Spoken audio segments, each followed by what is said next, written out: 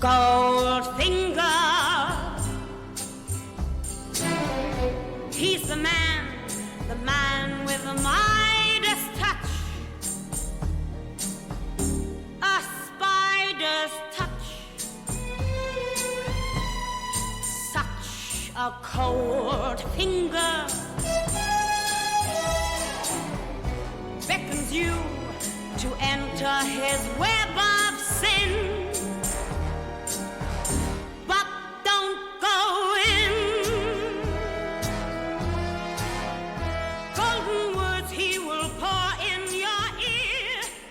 Well, hello everybody.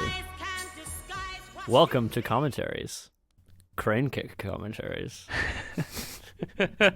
Hello, as always, I am your host, Jake Del Mastro, and I'm joined by your other host, Keaton Byer. Hello.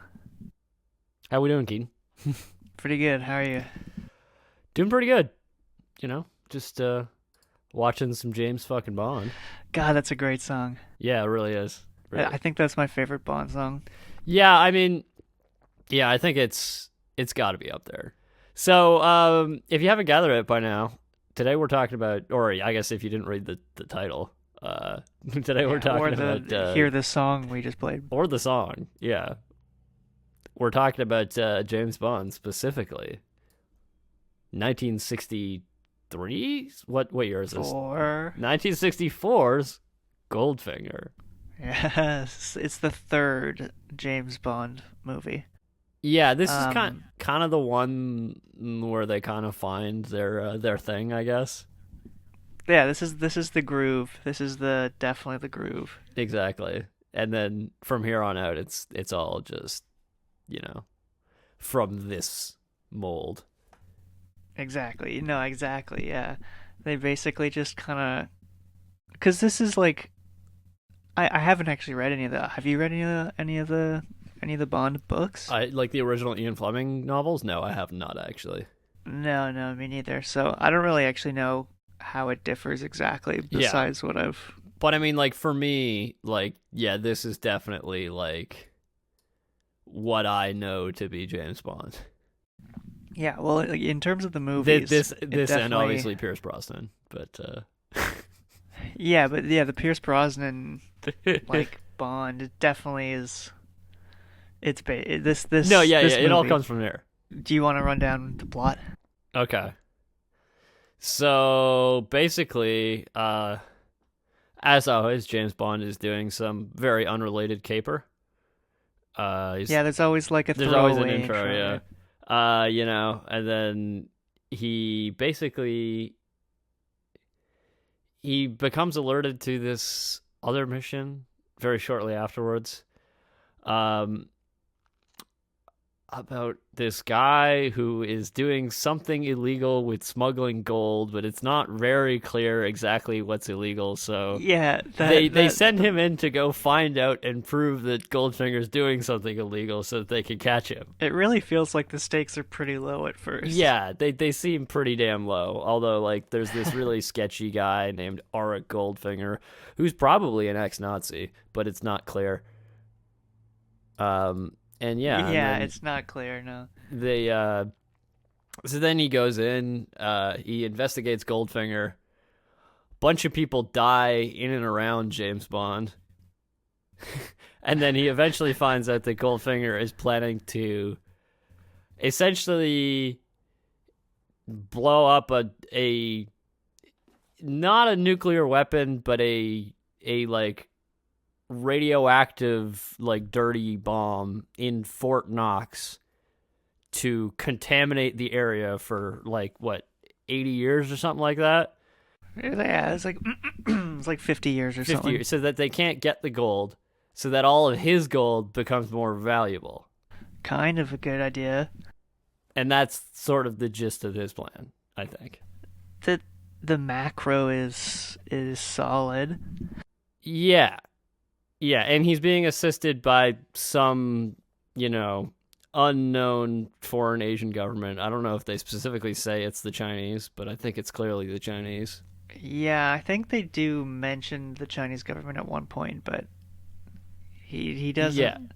Like it's definitely Chinese government agents that are helping him, but it's Yeah, not. they specifically say that the goal is to sow economic chaos in the West. Yeah, exactly.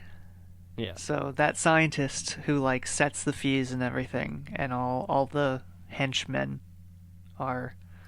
Are you talking about Mr. Lang? Maybe, I don't know. Yeah. Am I? Well, yeah. I think I am. Yeah, maybe that's his, I think that's the guy. Mr. Lang is the head of those guys, his henchmen.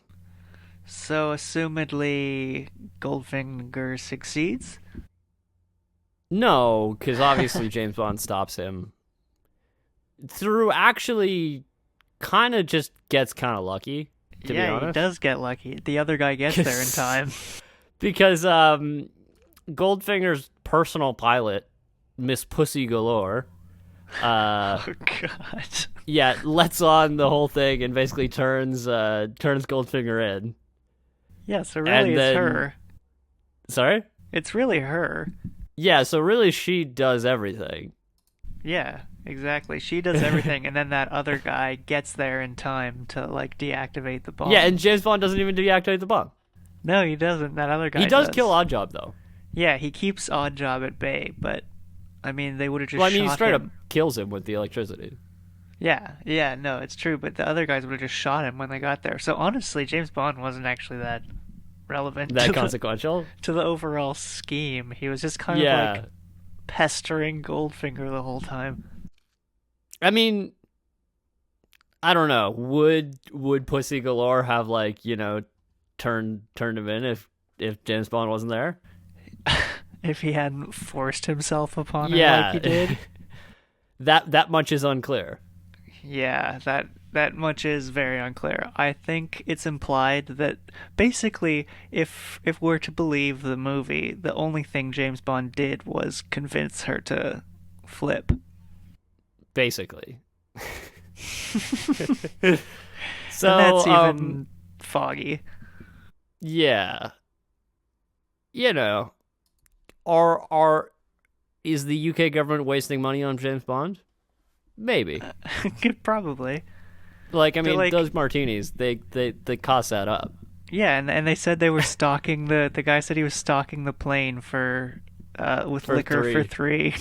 Yeah. James, who are the other two? It's just you, sir. I suppose I'll be able to get a drink here. I told the stewardess liquor for 3. Who are the other two? Oh, there are no other 2. Goodbye, Felix. So long, James. Good luck. Ridiculous. But yeah, that adds up. Every plane ride you got, you know, liquor for 3. Yeah. So, should we go into basic facts first, or should we tackle the problematic stuff first?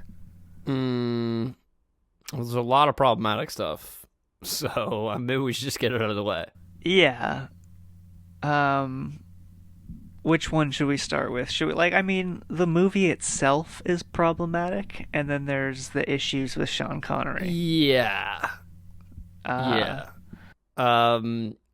Let's start with the movie, I guess. Yeah. So And I think to start with the movie, you also need to like go into Ian Fleming's books. how so?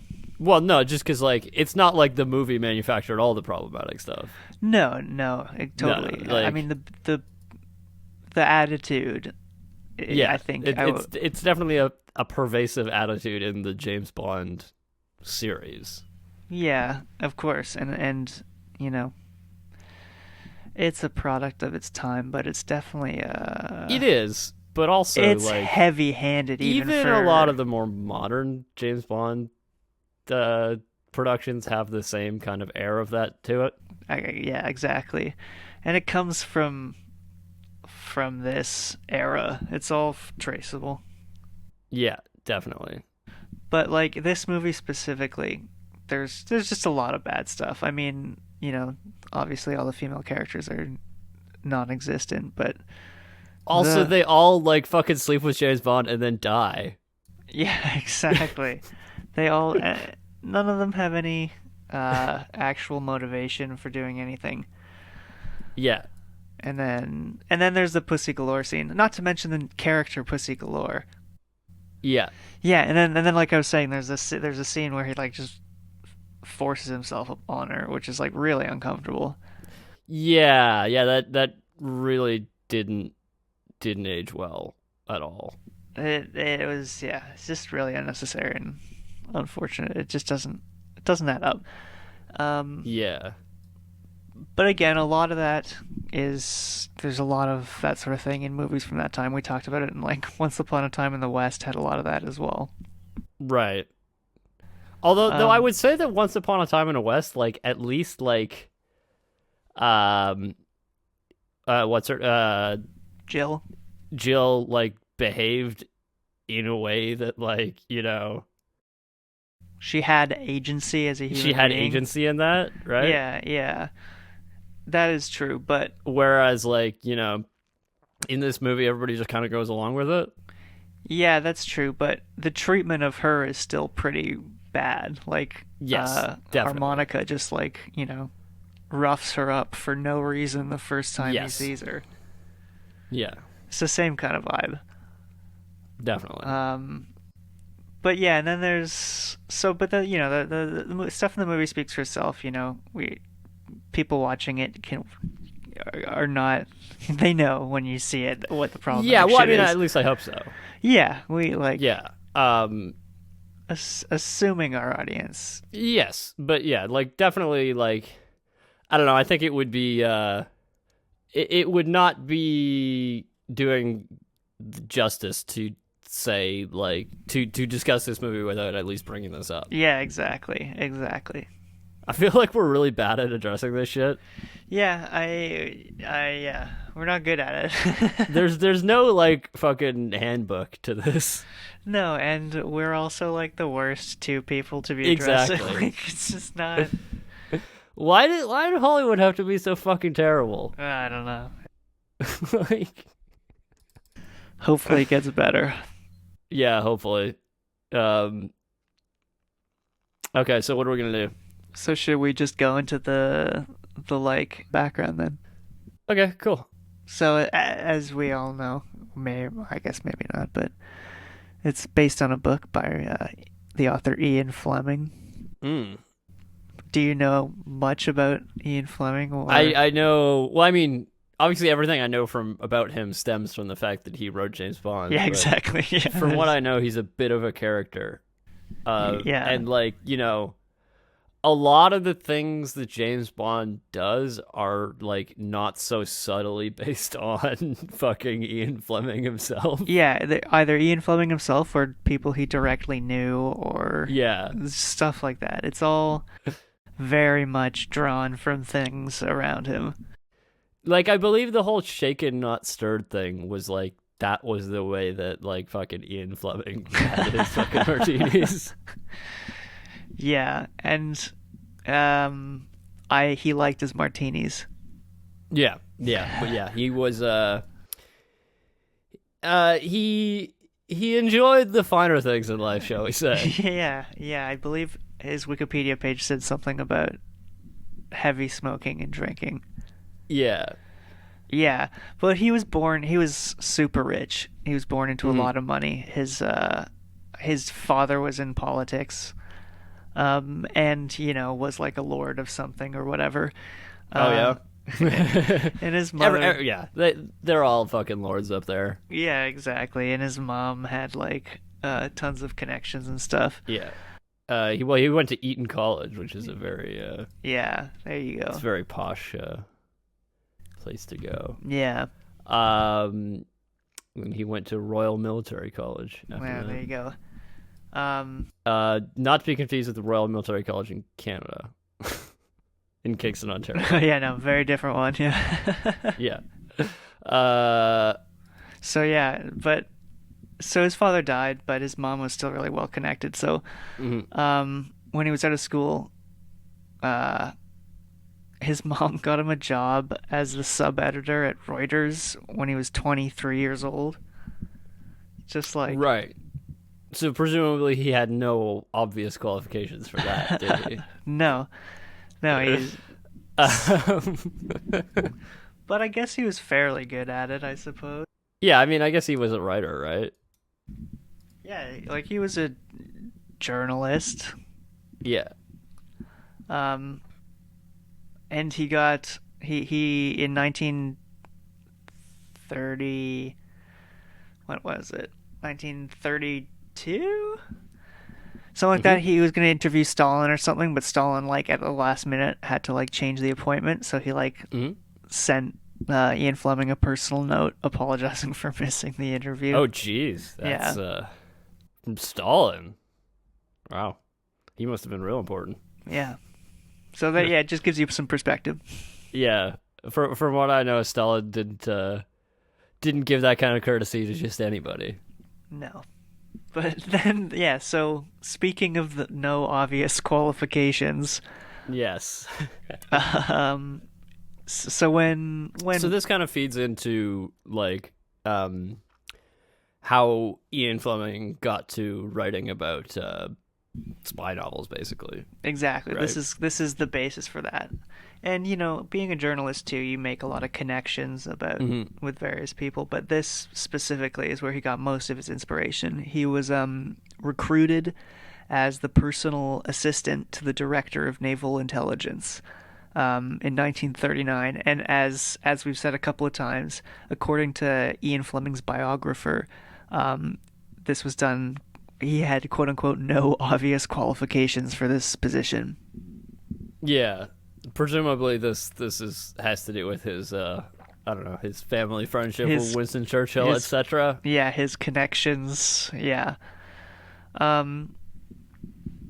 So, as in the military, he does quite a bunch of stuff. We won't get too deep into detail about the stuff he does now.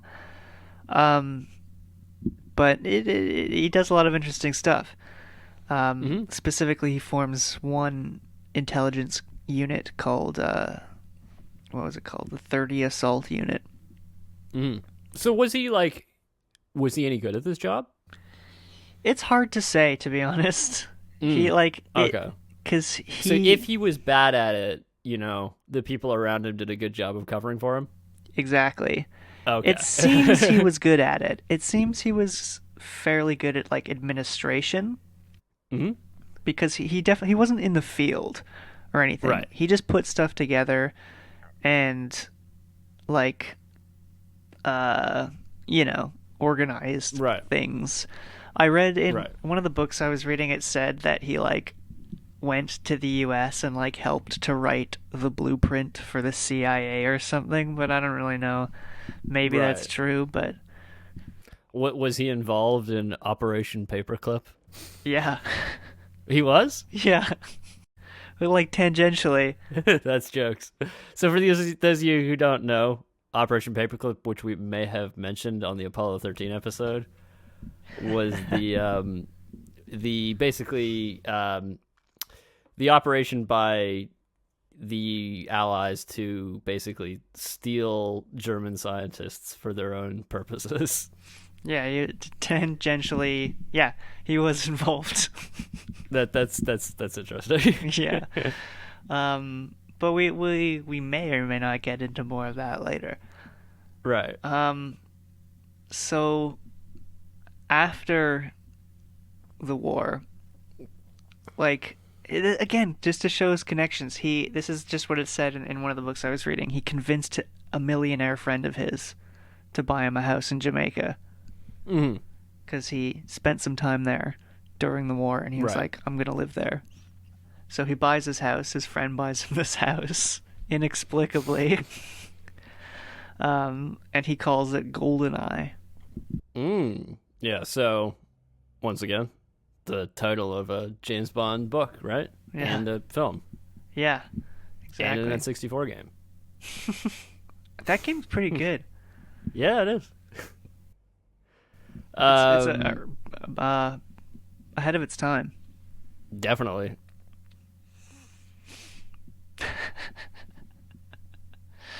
So, were you expecting me to like go off more on that? I would assume you had more to say. No, I don't actually have the game. Oh, really? No, I don't. Yeah. It's a classic though. Yeah, I've never actually played it. I've just like watched Yeah, I gotta get a playthroughs copy. of it, but it looks good. Yeah. So at this point we're in the early 50s here, and this is when Ian Fleming conceives James Bond. Mm. Do you know where he gets So like, what if I was like an actual spy Yeah, exactly. and I was in better shape? Yeah. And If I drank a little bit less, or if I drank as well, much, I don't but think it didn't affect like I don't me. think James Bond actually drinks less than Ian Fleming. Have you like paid attention to how much he drinks it's on true. screen? No, he drinks. He never eats, but he drinks all like constantly. Yeah. Yeah, that's true. That actually in that scene where they were like where M was like 007 is having dinner with me. When they cut to the dinner, they're not actually eating anything. They're just drinking brandy. Just the one guy was eating something, wasn't he? Was he? The third guy, wasn't he? Maybe he wasn't. No, they were just smoking cigars. Of course. That's ridiculous. Yeah. Yeah, and when he wakes up on the airplane, when they're flying to Kentucky, he's just like the first thing he asks for is a drink. Yeah, I know. Yeah. So yeah. Yeah, so I assume that's at least one aspect that Ian Fleming modeled on himself. Yeah. Yeah. So the name James Bond, as you may or may not know, comes from an He was an ornithologist, correct? Yeah. This is just a name that he saw on, like Ian Fleming saw on a book that he happened to have on a shelf, right? Yeah, and he said it was like the most boring name like he'd ever seen, and he figured this was like the perfect under the radar name for his spy Right. character. Because naturally a spy would have an under the radar name. Exactly. It's like Right. why that's So- the most... If you were wondering, an ornithologist, by the way, is somebody who studies birds, right? Yeah. The book was called The Birds of the West Indies, Right. Okay. which I tried to find a copy of. I was not successful. Right. So, but he actually got this guy's permission to use his name, didn't he? I think he did. Yeah. Yeah. He like wrote him a letter and be like, "Hey, can I use your name in a fucking book?" And Ian Fleming was a bit of a bird enthusiast, was he not? Yeah, he was a bird watcher. Right. And that's not meant to be a pun. Why would that be a pun? Oh, Jesus Christ. Yeah, of course.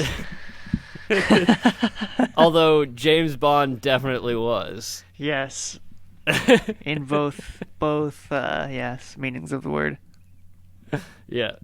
So, yeah, at this point Ian Fleming was working as a journalist. I forget what company he was working for, but it doesn't really matter. The point is he Right. he was- organized... Sorry, go on. No, I was just gonna say the point is he was like, living that journalist lifestyle, like flying all over the place, rubbing elbows with important people. Yeah, more or less. And he organized it so that he got 2 months off every year. Right. And with that first 2 months, he wrote Casino Royale. Mm. He would go to GoldenEye for 2 months and then write a James Bond book. Mm-hmm. And I think the first few of them, like between 1953 and 1957, he wrote Casino Royale, Live and Let Die, Moonraker, Diamonds Are Forever, and From Russia with Love. So those are the first few. And they all did fairly well. They had positive reviews and they sold okay. I don't think they were like amazingly popular, but Right, but they were generally critically well liked, right? generally, yes. Mm-hmm. But then in 1958, apparently, critics like en masse like turned on him before he released Dr. No. But Dr. No came Really? out in 1958. But just before that, The everyone book, like, right? pardon? The book. Yeah, the book. The book. Yeah. Sorry. Yeah. Yeah, and they all turned on him. Apparently, they did not like Doctor No. They did not like Goldfinger. Really? Which is funny because those were the first two to be made into movies, weren't they? No, well, Or sorry, no. from There was also From Russia with Love, right? yeah, Doctor No and From Russia with Love were the first two. Okay. But then neither, in fact, they were not the first screen appearance of James Bond. There was a TV special, wasn't there? Yeah, there was in 19... Where there was like an American James Bond, right? Oh, yes, that's right. He was American. Yeah. I forgot he was American. I didn't even think about it, but yeah, totally. Yeah. That's ridiculous. Did they like change it so that he worked for like the CIA instead of the MI6? Probably. I should have watched it.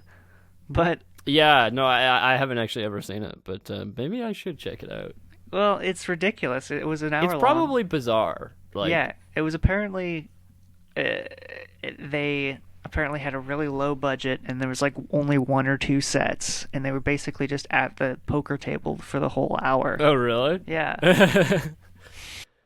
So a bit different than the film that eventually came out, right? Yeah. But Far less action set pieces. yeah, it was a little bit more of a high stakes poker game than anything else. Right, yeah. But yeah, they bought the rights to it. CBS bought the rights to it for $1,000. So pretty cheap, really, even Yeah. for the time. Like I know that's Even in 1954 money, yeah, that's pretty cheap. yeah, that's like what, 15 grand maybe. That's $9,000, $9,679. That's today. nothing. Yeah, that's very low. That's So it's nothing. an 868% inflation. Wow, that's just in case nothing. you were wondering. That's yeah, so that's crazy. pretty cheap for buying the rights. I assume though that was just like that was the rights to that one story for like non-exclusive. Yeah, yeah. He also did sell like the film rights to Casino Royale, which is we'll go into that a bit later. It's a bit out of the way, so and because we're talking about Goldfinger, we're just giving you some background right now. That's true, yeah. So we're not going to go too Right. in I mean, depth. although we did sort of just choose Goldfinger because it was fairly representative, I think. Yeah, it's true. We were kind of going for Bond. Yeah. I mean, I don't plan on doing another episode on Bond anytime soon, but, you know. Yeah, maybe I we wouldn't could do rule it out. a more modern one farther down the Yeah. road, but We would do a Pierce Brosnan one, maybe. yeah. Anyway, that's down the road. Yeah, we'll talk about that later, maybe. Yeah. So as the my favorite part about the TV special was that Peter Lorre was the villain, which would have been awesome. Ooh. Have we talked about Peter Lorre on this podcast before? I don't think we have, but Peter Lorre is one of my favorite actors. Yeah, I love fucking Peter Lorre. He's so good. Wait, we might have maybe briefly mentioned him during the Nosferatu episode. I can't remember. We mentioned a movie he was in, but we didn't. I don't know if we mentioned him. Yeah, he's got such a creepy voice. Oh God, it's perfect. Peter Lorre. But yeah, so he was in it. He was the chiffon or He was whatever. Le Chiffre or whatever. Yeah, whatever his name is. I forget. I forget. Casino Royale. I'm just going off the Daniel Craig movie. I haven't actually read the story or watched this. I think that's what it was. What you said. Yeah. Yeah. But the guy who played Bond was a guy named Barry Nelson, who who is may not know. British. Not British. He's probably best known for his role. I forgot the character's name. Maybe you remember, but the guy who interviews Jack Torrance in The Shining. In The Shining. Yeah. Oh, jeez, what's his name? It's like Ullman. Ullman. Yeah. Yeah, that's James Bond. That's funny. I should next time I'm seeing The Shining, I'll make sure I Note that. note that. Yeah. So 1956, Ian Ian Fleming, he's still pumping out the novels. I think Right. 1956. Which novel was that? So is Ian Fleming like, doing pretty well from these novels? Not really. No? Like it So seems. is he just mooching off his rich friends then for It kind of seemed. I don't know. It seems like he was kind of hurting for money during this time period. Right. So maybe that just has to do with the fact that, it sounds like he had a penchant for like, expensive things. Yeah, kinda. Like it's hard to say exactly, but yeah, that's Yeah. yeah. 1956, he wrote "Diamonds Are Forever," and that was the year that he's hired to collaborate on an NBC TV show called Commander Jamaica, which is like a spy TV show, basically Right. James Bond light. Okay. So Ian Fleming writes an outline for Commander Jamaica. Unsurprisingly, Commander Jamaica gets cut before Before it even airs, yeah. yeah. But Fleming uses that outline he wrote for Commander Jamaica to write the book for Doctor No. Jokes. That's hilarious. Is that legal? That's an excellent question. I don't know. Yeah, I guess that would depend on what the details of the contract were. I but think yeah. I don't think that would fly at all nowadays. I don't think you could get away with Yeah, that. somebody would definitely get sued, and that person would be Ian Fleming. Yeah, no doubt. Yeah. Speaking of, Oh, did Ian Fleming get sued? the whole next story is so fucking funny. Yeah. All right. Go ahead. Let's hear what we got. Okay, so Thunderball. Yeah. Thunderball was supposed to be the first James Bond movie. Right. It ended up being the fourth? The fourth, yeah. Okay. And the only reason that was because of litigation. So what happened with Thunderball? And you know how on Cranky Commentaries we are big fans of litigation. We talk about copyright litigation. We talk a lot about litigation. A lot. So here's some more. In mid 1958, I think that's when Goldfinger came out, the book actually. But Ian Fleming is approached by a guy named Kevin McClory, and a few other guys, but I think he's a producer. Maybe he's a director. No, he's a director, right? Right. And they come up with an outline for a movie. I forget what it's called. It was like 70 Leagues Somewhere or something. I forget. Right. It was a boring name. Okay. So they make this movie, and Ian Fleming. Well, they don't make the movie. This is outline for a movie. Okay, so they come up with an outline for a movie. And there's four guys writing Fleming it. worked on it. Right. And- Fleming is one of four writers. Yeah, and it goes 10 treatments. At least. Yeah. That's on the higher end from what I gather. Yeah. But then, so Kevin McClory, he has a film bomb at the Venice Film Festival because he's being super hyped. He's like, I forget what the movie was called, but he's like super hyped director because So he's like an up-and-coming director who's like, he's yeah, a rising star, shall we say. exactly, yeah. And then this movie bombs at the Venice Film Festival. So Ian Fleming is like all of a sudden like, I don't know, maybe he can't do it. So he distances himself from the project and like Right. kind of like, leaves town and starts doing Ian Fleming shit. Right. So drinking and smoking cigars. Yeah, on like, tropical beaches. Exactly. And then Yeah. So while he's off doing that, McClory gets this guy named Jack Whittingham on board, and basically they like turn it into an actual script, like a shootable movie script. And they show it to Fleming, and he's like, "Yeah, this is cool." He just changes the name to Thunderball. because they had that like Okay. boring name, and he was like, "Nah, we gotta have a way more sick name like What was Thunderball." the thing called originally again? I forget. It was like 7 leagues away or something. I don't know. Okay. Right. It was really boring. Right. So, but then after he changes the name to Thunderball, they all meet, like all the guys who worked on it. They all meet at Ian Fleming's place in Jamaica. He calls them all out there, and they all agree to make this movie. They're like, we're gonna make Thunderball.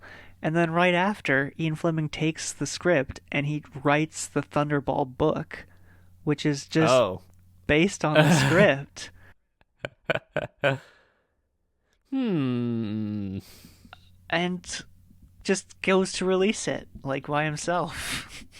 Right. So was he still planning on making the movie? Yes. And was it a James Bond movie in the script? Yes, it's a James Bond movie. He Right. basically wrote the novelization and was going to release it himself. Okay. And all of them wrote it. Anyway, obviously, Right. So, from what I guess, the other guys didn't sign off on that. no, they were not down. McClory got like an advanced copy of the book, and he immediately filed for an injunction to stop its release. Right. So in like all through 1961, it's litigating, and Ian Fleming has his first heart attack during that litigation. During the litigation. Yeah. So presumably not like in the courtroom, but No. I don't think so. Maybe not. That would be dramatic.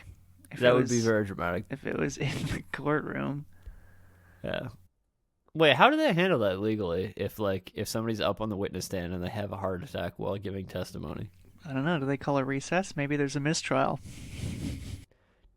Yeah, like I don't know. Emergency recess must be a thing. Probably. I don't know. I'd have to ask a lawyer. Yeah. You know, one of these days we're gonna have to get a lawyer onto the podcast. Yeah. To fucking check our bullshit. We'll do like fucking My Cousin Vinny, and we'll get a lawyer. Oh, that would be so good. Yeah, that'd be good. We have to do that. Yeah. I don't know if I know any lawyers. Do you? We'll find one. No, I don't. No. If there's any lawyers out there, let us know. So at this point, this whole area is kind of like a bit foggy. Like a lot of this has been like overlapping timelines and him writing books and like movie deals kind of coming and going, falling through.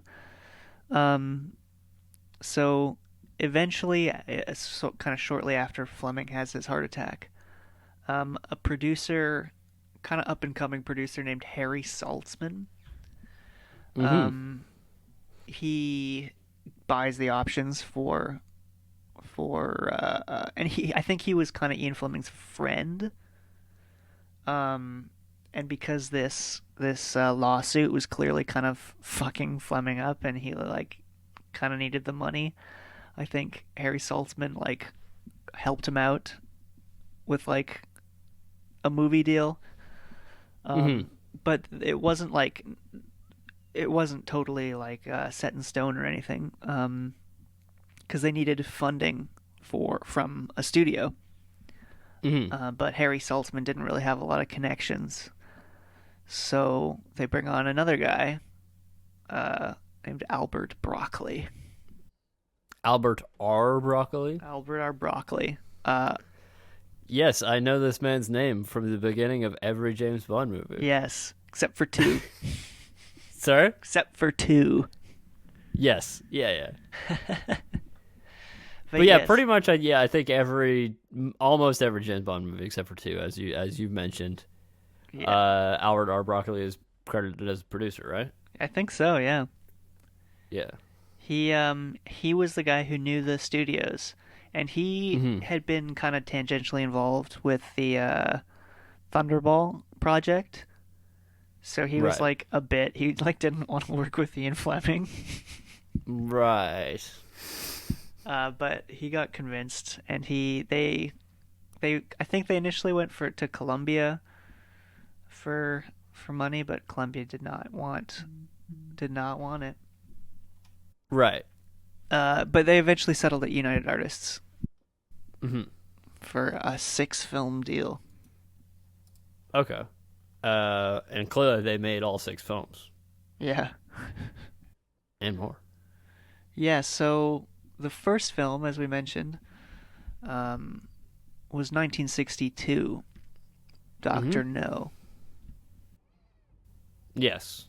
So that kind of brings us to the casting Yeah. situation. Okay. So there's this Scottish bodybuilder. Right, I totally forgot he was a fucking bodybuilder. Yeah. So Ian Fleming wants like an This was back actor. when you could be a bodybuilder and not, like, fucking have your, I don't know, you just the standards for what it meant to be a bodybuilder back then seems so very different from what it is now. It's much different. Yeah. Yeah. Like now, like even just to be a Hollywood actor, you need to be like a fucking like monster. Yeah, no, exactly. It's like the bare minimum is like the same as bodybuilder back then. Exactly. Yeah, so Fleming wanted to hire like real actors. He wanted like great actors of the 40s and 50s. Mm. But they weren't, bodybuilders. Right. And once again, bodybuilder nowadays, I don't think that Sean Connery would have been Would have qualified. qualified for Mr. Universe or whatever it was that he won. I don't know. I don't know what he won. Yeah, so I think it was Mr. Universe, right? I think I don't it know, was. let me- I'm not sure. Yeah. We could find out. Yeah, he. Oh no, he was third in the 1950 Mr. Universe contest. Okay. Although apparently this is according to his own website, whereas most sources place him in the 1953 competition in either third in the junior class or failing to place in the tall man classification. So he may have been third in the Mr. Universe contest technically. But yeah. Very technically there. Yeah. Oh, this is interesting. It says Connery was soon deterred from bodybuilding when he found that Americans frequently beat him in competitions because of sheer muscle size, and, unlike Connery, refused to participate in athletic activity which could make them lose muscle mass. What does that mean? I don't know. Like, That what does that mean? apparently, so Sean Connery was a keen footballer. Oh yeah. Soccer for North Americans. Yeah. He played fucking soccer Yeah, he's a soccer player. a lot, apparently. And Right. I don't know how that makes you lose muscle mass. Yeah, I don't know. I don't really know what they're talking about there, but I don't know. From what I gathered, like, bodybuilding is all about just, like, fucking it's glamour eating muscles. a ton of fucking hard protein, working out, and then eating nothing but fucking carrots and celery. Really, carrots and celery, that's it. Well, yeah, because, I don't know. From what I gather, you gotta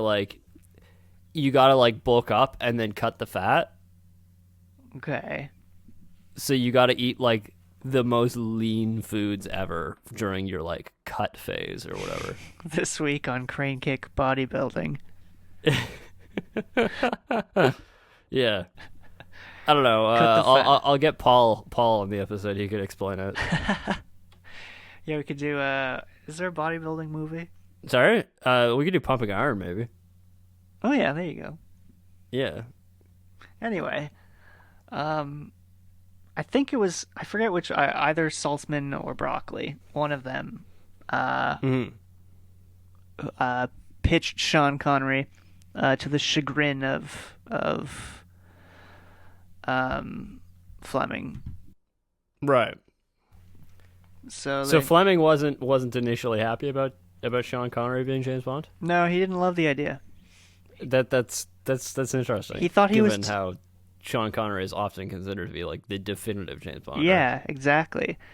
He thought he was too like bullish, like and not clever enough. He basically thought he was just like a meathead, Right. and he was like, Okay. James Bond is more cerebral and clever, and Right.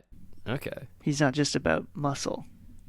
Right. Okay. Well, I mean, I assume that he allayed Ian Fleming's fears of that because I don't think he comes off that way in the film. Not in this one, but we'll get more into that next week when we talk about the production and the script a bit. But this movie's definitely like it adds a bit more depth to the character than was in the books, or not Right. necessarily depth. That's the wrong word, but it changes him a significant amount from the books. But also, it's different from the first two in terms of how he's portrayed, I think. Right. Definitely. Yeah. As it progresses, he definitely becomes less of a meathead. Yeah, I would say that definitely the way that it comes off on screen, he doesn't seem like a meathead per se. No, and his acting rounds out a bit, I think, as the movies progress. Yes. So should we talk about the problematic stuff Yeah. with him? Yeah. Let's talk about that now. Yeah. Sorry. The what? The problematic stuff?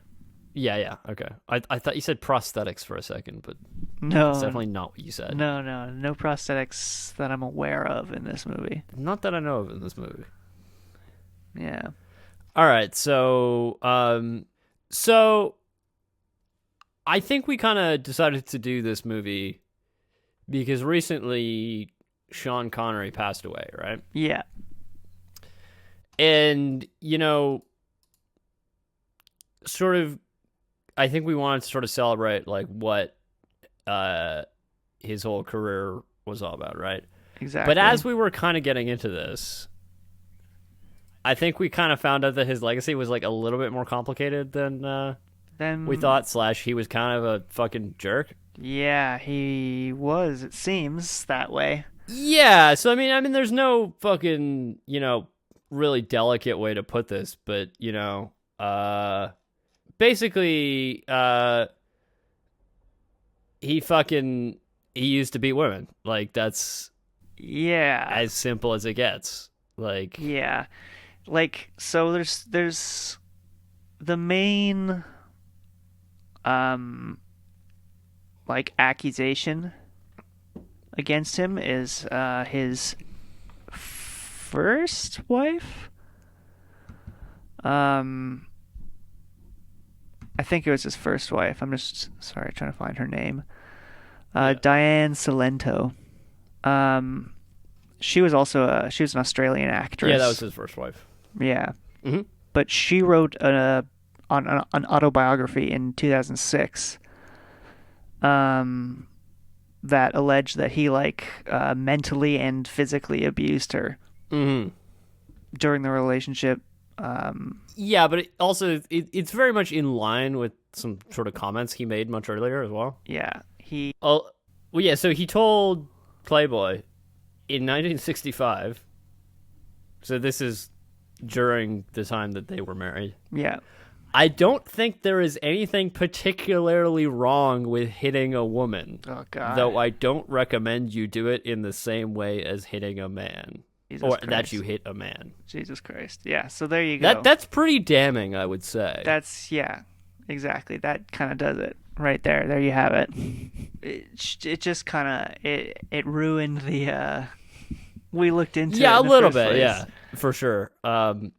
I think we thought about not doing this episode Yeah, exactly. because of this. Yeah. But then I think we kind of decided that, like, It's better to discuss it than to ignore it's it. everywhere in Hollywood in a lot of the movies that we cover, and we figured it's like it's best to present the movie and also present the issues so that you can see it in context. You know what I mean? Yeah, and we acknowledge, of course, that we're no authorities in anything, and we're just... I mean, we're fucking two white men, Yeah. like, here that, like... Exactly. I feel like we're not necessarily the best people to necessarily comment on this, but... Exactly. We're the wrong still people feel like to dissect it, but it doesn't mean we should ignore it. Exactly. And yeah, I was just gonna say, like, it kind of speaks to how prevalent all this is, that, like, I feel like I felt like we quote unquote discovered this, but it's like it's just information that's out there, like all you had to do is read his fucking Wikipedia page, for Christ's sake. Yeah. And it's out there. And he issued a statement in 2006 being like, I don't think you should ever hit women, but the damage is done. If you've mentally and physically abused your wife of however long, your legacy is tarnished. Like, that's... Yeah, it's definitely not something that you can ignore. Exactly. And, like, just all this recent, like, outpouring of love for him, it's just kind of it does kind of open your eyes, like there are so many people that are active in Hollywood right now that have allegations, and not just in Hollywood, but everywhere. But anyway, we're getting beside the point. As we mentioned, we're not really the ones to bring all that to the table. Yeah, and I mean, I'm sure this is not the last time we'll have to do this. No, I'm sure we'll have to do it many more times, but hopefully we'll get better at doing it. Yeah, hopefully we will get better at doing this, because I'm sure like, none of you have enjoyed this sort of awkward... No, like, we just have to learn to get more concise. Yeah, and, we should be more concise with this. Yeah. But yeah, there you have it. There you have it. Okay. Where are we going now? You want to talk about Harry Saltzman? Or did we already kind of discuss that? We did. Basically, we that. did. We're... Okay, so then we can go ahead into the next bit, in which case we are going to talk about Harry Saltzman. Oh, really? Yeah. And oh shit, wrong fucking tune. Wrong tune. All right. Quickly switch. So we are going to talk about Harry Saltzman. Yeah. In a little section.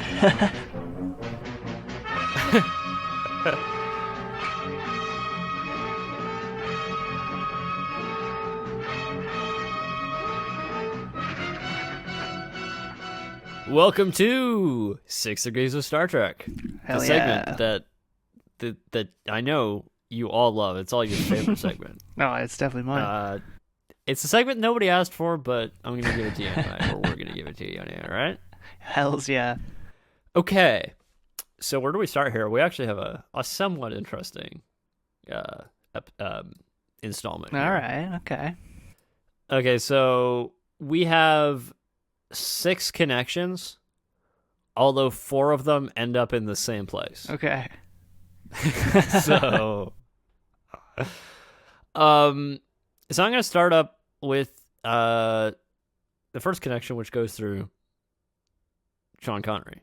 So if this is the first time you listen to the segment, what we do here is we try to find connections between this film and Star Trek in general. So it can be through somebody who worked on Star Trek, who also worked on this film. It could go another step, another degree, through another film or TV show or other piece of, work. Yeah. And so the first one, yes. It can be connected to like a movie or a series, anything in the Star Trek realm. Yes. So the first connection we have is through Sean Connery into the movie The Hunt for the Red October. Okay. So in The Hunt for the Red October is Gates McFadden, okay, who plays Dr. Crusher on Star Trek TNG. Oh, really? Gates McFadden, also sometimes credited as Cheryl McFadden or Cheryl Gates McFadden. Interesting. I didn't know that. Yeah.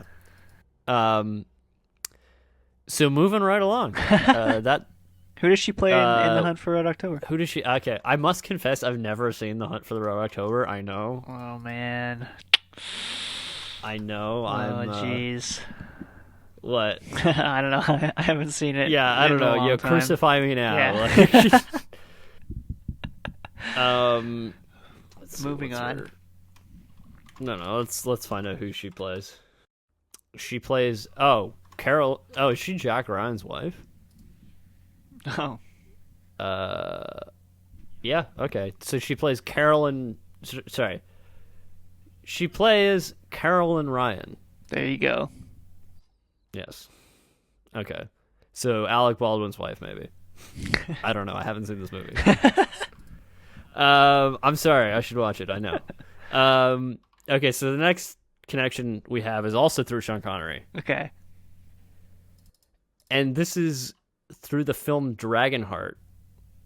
Dragonheart. know. Have you seen this movie, Keaton? No, I don't think I've seen that movie. Dragonheart. Okay, so it's a movie from 1996 with a CGI dragon voiced by Sean Connery. Ooh. Oh. Now this is yeah, that's fucking This movie sick. is made more interesting by the fact that this movie is written by none other than our friend Charles Edward Pogue. No way. From The Fly. Sir? From The Fly? Yes, from The Fly. And do you know what else makes this movie interesting? What? This movie has a Crane Kick Commentaries number of 2. Oh, how so? Because the CGI dragon was made using none other than Alias. No way. Alias, for those of you who don't know, is a piece of software that I work on, which was fairly popular in the 1990s in the film industry. Yes, and we talk about it in depth in the Monsters In Inc. our Monsters Inc. episode. Episode. If you're wondering. Wow, so Dragonheart is really, we have to do that movie. There's like, Yeah, maybe we might have to cover Dragonheart. wow. But so, Dragonheart, how does this connect to Star Trek, you might wonder? Yes, I was just wondering that. That is because in Dragonheart is Jason Isaacs. Okay. Jason Isaacs in Star Trek Discovery Season 1 plays Captain Lorca, who is the captain of the Discovery. Okay. Jason Isaacs. So that's Jason Isaacs, yeah. You probably know him. He's like a... Oh, yeah. He looks very familiar. Yeah, I know his face. Yeah. Yeah. Okay. Continuing. Those were the first two, and this is an interesting segment here Okay. because these all end up in an interesting place. So, Sean Connery, again, Yeah. was in a film in 1975 called The Man Who Would Be King. Okay. You know who else is in that film? No, who else was in that film? Christopher fucking Plummer. Oh, yeah, he's come up a few times, I think, as well. He has. And as we all know, he was in Star Trek The Undiscovered Country. Yes, as we all know. Admiral Chang or General Chang? I can't don't remember. know. All right. You gotta find out. I gotta be accurate about this. Yeah, you gotta be spot on. If there's one thing I gotta be accurate about, it's Star Trek. Yeah, right? exactly. Yeah. There you go. General Chang. General. I'm sorry. Not Admiral Chang. Wow, Please, you please. underranked I'm him. sorry. Okay, so Sean Connery, The Man Who Would Be King, Christopher Plummer. Sick. Okay? Yeah. Continuing. Okay. We have Gert Frube. Oh, no way. Yeah, all right. Lay it on me. So he plays Goldfinger, our Goldfinger in this movie. Yeah. He was in a movie in 1966 called Triple Cross, Okay. which was about sort of a British criminal turned double agent in the Second World War named Eddie Chapman. Okay. And Eddie Chapman was played by none other than Christopher Plummer. God. Continuing. Harry Saltzman and Guy Hamilton, who directed Goldfinger, Yeah. Harry Saltzman, who we previously mentioned, Yeah. they worked on a film in 1969 called The Battle of Britain, Yeah. which contained none other than Christopher Plummer. Oh my God. Okay. You might be wondering why I remembered the name Mr. Ling while I was watching this film. That's I because am wondering. Mr. Ling is played by Burt Kwouk, who, in The Return of the Pink Panther in 1975, played Kato. And you know who else is in that movie? Who's in that? Christopher Plummer. Holy shit. Yes. Good old Canadian boy, Christopher Plummer, Oscar winner. Oscar winner, is in at least 4 of these connections, and I just stopped looking after that. There could be more. There's I don't probably more, yeah. know. Like, There's probably more Christopher Plummer connections. yeah. So there you go. There you have it. There There's you have it, yeah. 6 Degrees of Star Trek Sick. for this week. Yeah. Do we have anything else to get to? No, I think that's it for this week. That's it for this week. But we will be back next week with the conclusion. With the exciting conclusion, James Bond will return in Goldfinger Part 2, I guess. All right. Bye, all. Next week.